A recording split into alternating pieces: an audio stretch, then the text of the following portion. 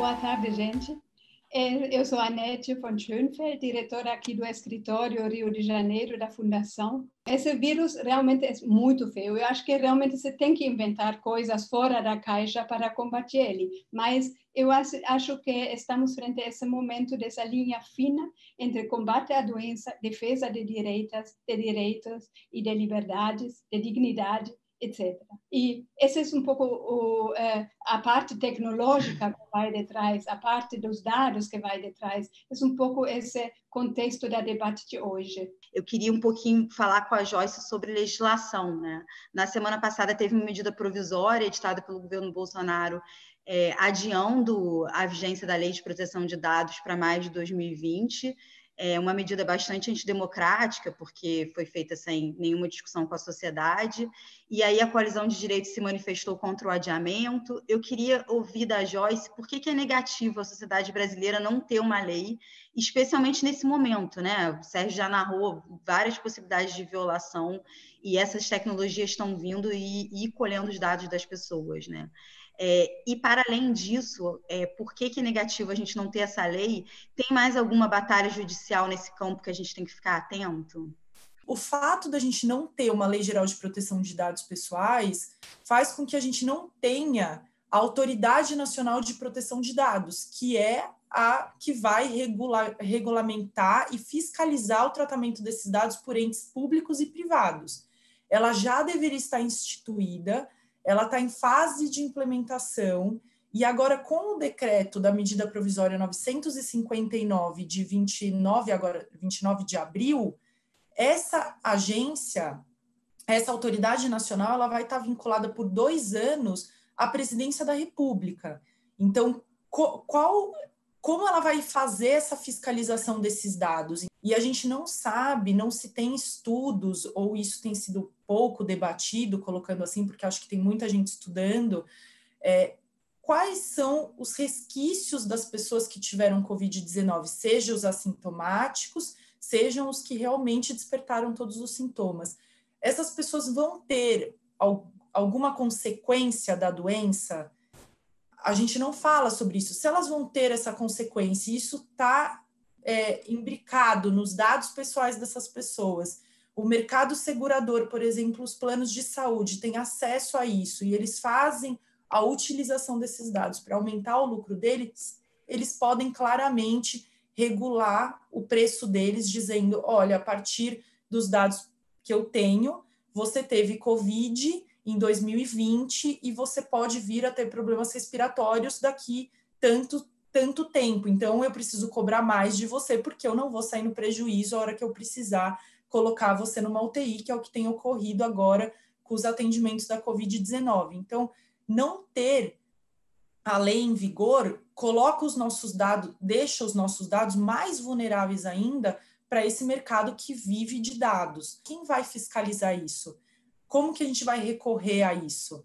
Né? Então, tem existido um movimento para que essa medida provisória caia, mas a gente não sabe como isso vai ser feito, da mesma forma que eu acho que pouquíssimas pessoas esperava que ela saísse com uma data para maio de 2021, que não foi debatido por nenhum dos atores que estavam envolvidos na perspectiva da criação dessa Autoridade Nacional de Proteção de Dados e também do vigor da lei, né? Então, eu acho que isso fragiliza ainda mais nós, brasileiros cidadãos, frente a toda essa vigilância, esse monitoramento. Mas agora, tentando falar de uma coisa boa, né? Eu vi que teve um episódio que vocês fizeram sobre os makers, né? Os makers contra a pandemia. E aí eu queria pedir para o Sérgio falar para a gente quem são os makers, né? E que notícias boas eles trazem, né? Para esse momento tão difícil para todo mundo. O que está acontecendo no Brasil, a despeito de um governo dramático, né? Um governo que eu classifico desastroso, é que a sociedade se mobilizou imediatamente para criar redes de solidariedade e produzir, muitas vezes, equipamentos que o governo deveria ter comprado.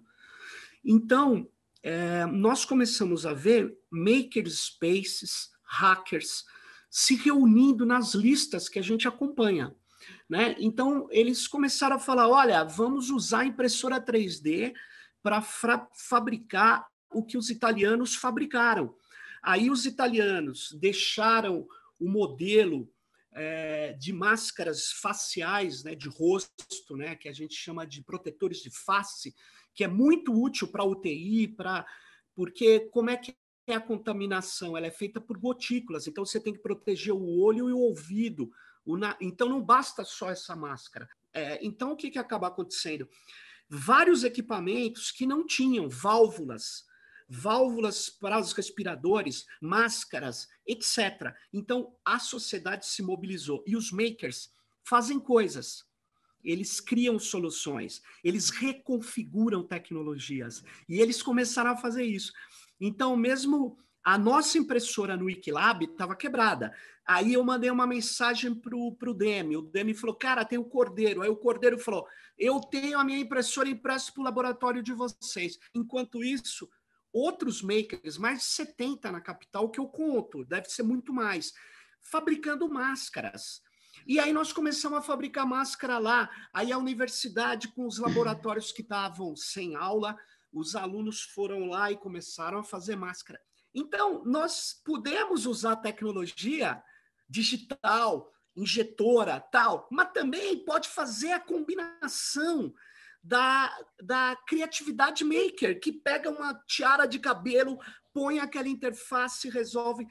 E aí vários tipos de modelos começaram a surgir. Então, as pessoas de Minas Gerais trocando com o pessoal da Bahia, com o pessoal da Tchecoslováquia, refazendo os planos, reorganizando na ideia de que o conhecimento é livre, na ideia do compartilhamento de conhecimento. Isso foi e está sendo fenomenal. Isso. Enquanto os makers estão fazendo coisas que são fundamentais para os profissionais de saúde, inclusive protótipos, essa é muito legal. O pessoal dos makers contra o Covid-19, Viva o SUS, é uma rede de makers da capital, eles estão em contato com a UTI do HC e eles estão desenvolvendo, eles estão melhorando os projetos porque, vocês devem ter visto, né, na Itália, os médicos todos marcados e tal, eles estão criando coisas e o pessoal da UTI fala, não, isso não funciona, isso funciona.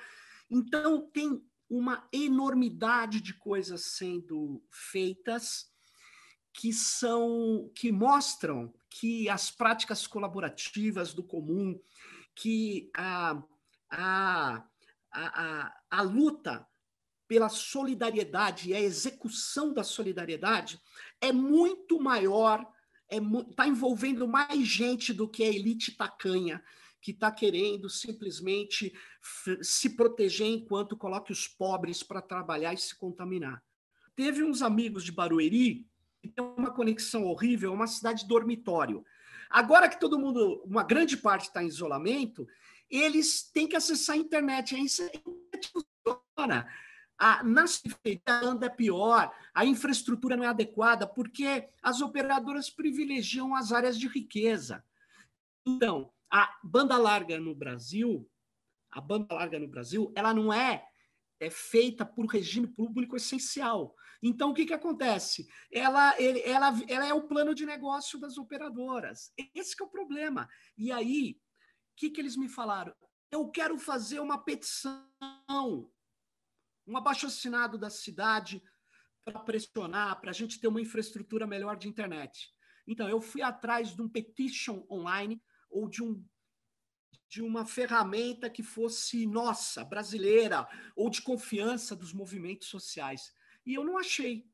Nós não temos nenhuma ferramenta de fazer e-mail, de abaixo-assinado, que seja nossa. Aí você pode falar, tem dessas outras mega estruturas, mas eu não confio. Eu queria saber se a gente tem uma. Não tem. Então, nós temos que construir, a partir de agora, várias ferramentas. Por quê? Porque nós não podemos romper o isolamento e ir para a rua fazer manifestação. Eu acho isso um perigo, eu acho isso um erro. Isso é equivocado. Então, nós temos que criar soluções tecnológicas. Dá para criar nas redes. Não precisa usar as plataformas que estão aí. nós podemos criar as nossas. Nós não vamos conseguir enfrentar a pandemia destruindo direitos. Isso tem que ficar bastante claro. Ao contrário, quanto mais nós destruirmos direitos, mais vai avançar o mercado de coleta de dados, mais irá acontecer intrusões inadmissíveis que vão enfraquecer não só a democracia, mas as condições de vida e trabalho das pessoas. Então, vou dar um exemplo. Nós estamos aqui trabalhando efetivamente não só no digital, mas também no offline. Vou dar exemplo, tem vários grupos do movimento social que conhecem o território. Então, aqui na cidade que eu moro, a cidade de São Paulo, eu digo a você, quem mais conhece o território, quem mais pode enfrentar a pandemia são os movimentos sociais e não as operadoras de telecom. De nada adianta eu saber a massa de deslocamento da classe média. Não adianta. Por que que não adianta? Porque tem um fator novo em tudo isso. Uma parte da classe média usa o enfrentamento das normas de saúde pública como ação política. Os bolsonaristas fazem isso.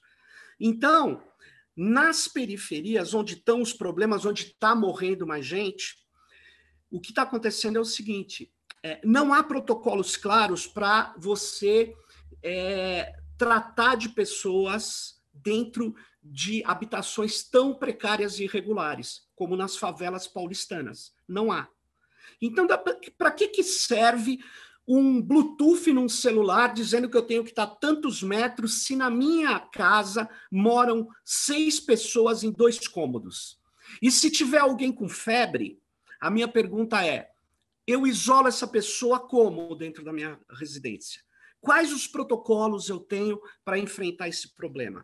Quais as tecnologias que eu crio? As tecnologias de rastreamento, na realidade brasileira, elas são, todas que eu vi até agora, são completamente ineficazes. Nós não podemos destruir direitos, porque agora os efeitos colaterais podem ser piores do que o da pandemia. Eles podem agravar a situação de pobreza de quem é pobre, porque essa coleta de dados, ela serve para discriminação das pessoas. O mercado financeiro faz isso, o mercado de seguradoras faz isso, o mercado de convênio médico faz isso. Eles não fazem a coleta de dados para melhorar o atendimento, eles fazem para melhorar a lucratividade. Eu acho que vocês colocam de um jeito muito legal os desafios que estamos enfrentando, mesmo assim, lutando na isolação ou no isolamento nesse momento. Mas eu também aprendo sempre coisas novas. Eu não tinha pensado nisso da ferramenta própria que a gente não tem. Claro, eu já tinha pensado, mas não assim nesse contexto. Eu acho que tem muitas coisas que agora foram faladas que vale a pena pensar mais, e isso é algo muito rico de ficar com essa sensação depois de uma conversa. Então, agradeço, Sérgio, Joyce, Manu, pela moderação, e a vocês, assim, longe, quem sabe de onde, que estavam ouvindo a nós, e tomara que se animem numa próxima vez. Até lá. Tchau, abraço.